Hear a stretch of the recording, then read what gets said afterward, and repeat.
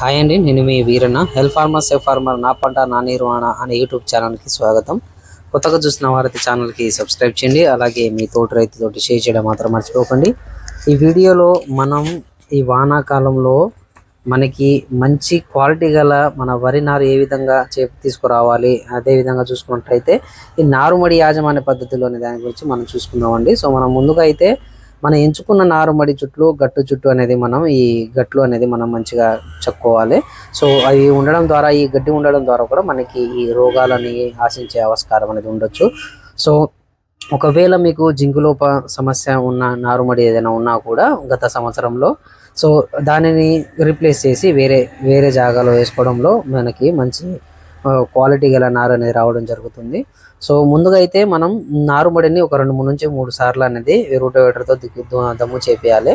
So మనకు ఆఖరి దమ్ములో మనం చూసుకున్నట్లయితే మనకి డిఏపి, దాంతోపాటు పొటాష్, అదేవిధంగా ఎములియా గోల్డ్ కానీ, ఎక్స్ట్రా గోల్డ్ కానీ, లేకపోతే మనం చూసుకున్నట్లయితే ఈ కార్బన్ ప్లస్ అనేది మనకి మార్కెట్లో అందుబాటులో ఉంటాయి. సో ఎకరానికి వచ్చేసి మనకి ఎకరానికి సరిపడా నారుమడికి మన డిఏపి వచ్చేసి చూసుకున్నట్లయితే ఒక 2 కిలోలు, పొటాష్ వచ్చేసి మనకి చూసుకున్నట్లయితే ఒక 2 కిలోలు అనేది మనకి సరిపోవడం జరుగుతుంది.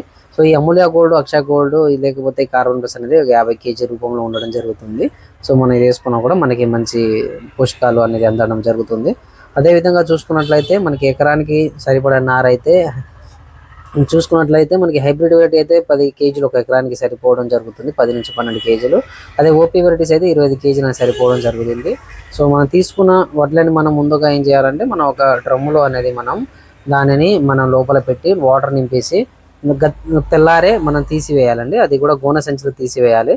సో తీసేసిన తర్వాత మనం కంపల్సరీగా చూసుకున్నట్లయితే మనకి ఒక రోజుల్లో 2 నుంచి 3 సార్లు కంపల్సరీ నీరు అనేది దానిపైన పోస్తూ ఉండాలి. సో అది పోస్తున్న తర్వాత, ఎందుకంటే అవి ఎండిపోవడం ద్వారా ఏంటంటే మనకి వచ్చిన మూలక అనేది ఎండిపోకుండా ఉండడం జరుగుతుంది.